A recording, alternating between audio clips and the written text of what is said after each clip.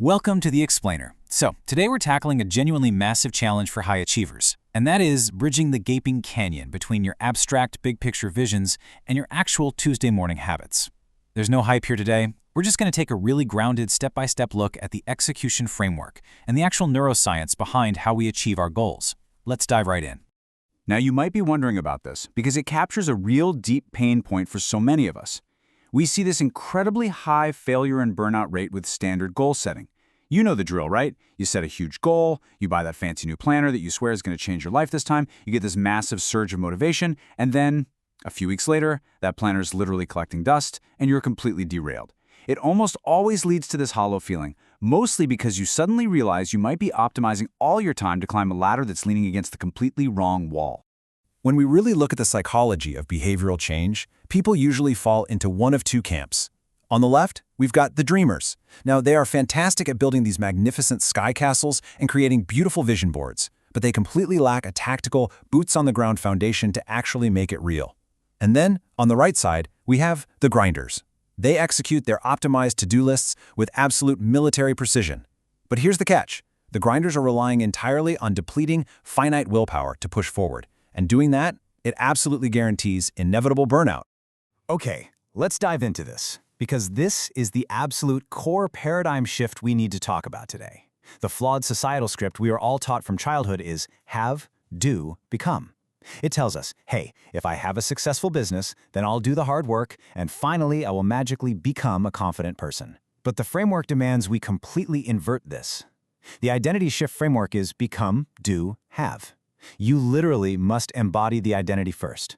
If you try to achieve a massive goal with the internal identity of someone who secretly feels like an imposter, your external reality and your internal identity are going to violently clash. You'll fall back on relying entirely on willpower, and as we just established, that is a one-way ticket straight to burnout. So the exact time frame we use to start that become phase is absolutely crucial. You don't want to visualize your success 5 or 10 years out. Doing that triggers what cognitive science calls temporal discounting. Basically, your brain treats your 5-year future self like a complete stranger, which creates this empathy gap where you just don't care enough to take action today. On the flip side, if the massive goal is only 1 month away, it triggers your amygdala's threat detection system, and you just panic. So exactly 1 year is the sweet spot. It's close enough to feel attainable without triggering the fear response, but it's long enough to allow for some really radical transformation. To actually make that 1-year success stick, we have to map it out across these 4 high-definition pillars. Let's imagine a persona, we'll call her Sarah, who desperately wants to launch her own agency. First up, identity. She clearly defines who she's becoming, a decisive founder. Second, environment. These are the rich sensory details, right? Like the solid feeling of a heavy oak desk under her hands or the smell of fresh bergamot in the office air. Third, connection. Exactly how she interacts collaboratively and confidently with her clients. And fourth, and honestly the most critical, emotion. This needs to be a distinct physical feeling that she can actually locate in her body, something like the sudden, relieving sensation of an unclenched jaw.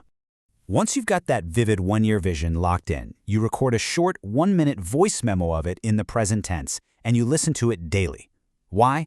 To methodically train your reticular activating system, or the RAS. Think of your RAS as your brain's incredibly strict neurological bouncer. Right now, it's filtering out like 99% of your daily sensory data, just to prevent you from getting completely overwhelmed. By listening to your future success out loud every single day, you are literally handing this bouncer a brand new VIP list.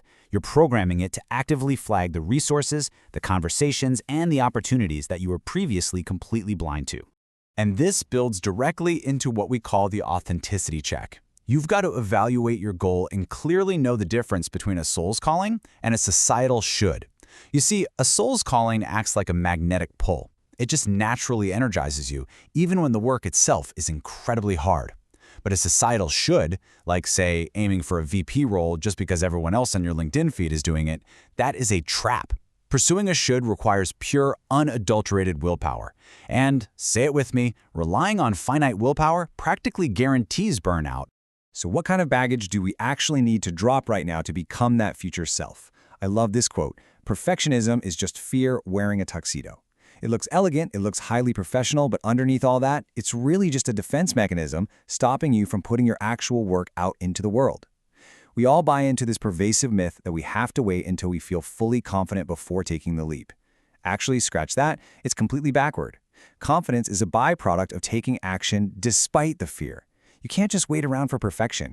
Now, to wire this new, fearless identity into your daily thought patterns, we're going to introduce the ultimate action step. We call them affirmations, spelled with an O. You see, standard declarative affirmations often backfire on us. If you look in the mirror and force yourself to say, "I am perfectly confident," but secretly you really don't believe it, it instantly triggers your brain's internal lie detector. That creates massive cognitive dissonance and internal friction.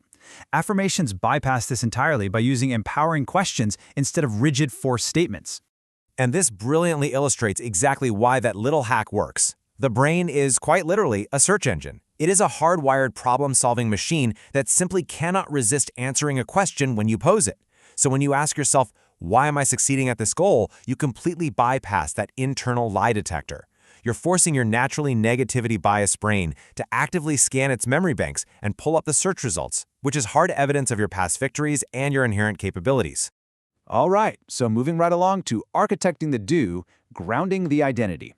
This is where we shift from that deep internal mindset work to rigorous, grounded daily execution.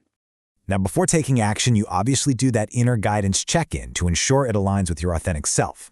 But let me be perfectly clear here. This does not mean you get to skip the hard, necessary work, like doing your quarterly taxes. To execute those mundane tasks without getting paralyzed, we use this simple execution system to totally wipe out ambiguity, because ambiguity breeds procrastination. Step 1 is the what. Define the precise task. Not a vague, work on the website, but a specific, draft the 500-word About Us page. Step 2 is the when. Schedule it as a strict, non-negotiable appointment with yourself. And step 3 is the where. Design a frictionless physical environment. Leave the document open on your laptop the night before and physically put your phone in another zip code. You want to completely eliminate the cognitive load of just getting started. But what happens when you're just exhausted in the present moment? How do you actually get yourself to execute? Well, you use something called emotional arbitrage. This means you deliberately bridge the emotional gap by borrowing the pride, the inspiration, and the capability of your future self to fuel today's boring, mundane tasks. You intentionally inject the confidence of your future success right into the imperfect, messy keystrokes you're executing today. It's a deliberate state change, and it replaces your doubt with a really powerful, self-reinforcing momentum.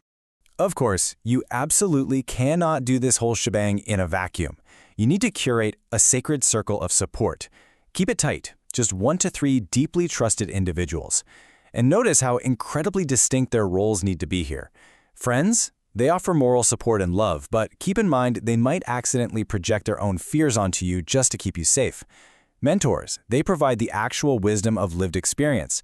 And coaches supply rigorous, unbiased tracking without ever buying into your excuses. By sharing small, tangible wins with this curated group, you actively trigger dopamine, which is the brain's molecule of motivation, and that literally wires your brain to crave doing the hard work all over again tomorrow. As we wrap up today's explainer, I want to leave you with this one thought. What happens if you treat every single mundane choice today, from how you write a quick email to what you decide to eat for breakfast, as a direct, non-negotiable instruction from the person you are destined to become tomorrow? Because the power to change your reality isn't just waiting for you somewhere out in the distant future. It is right here. It's in the micro actions you choose to take, and it starts right now.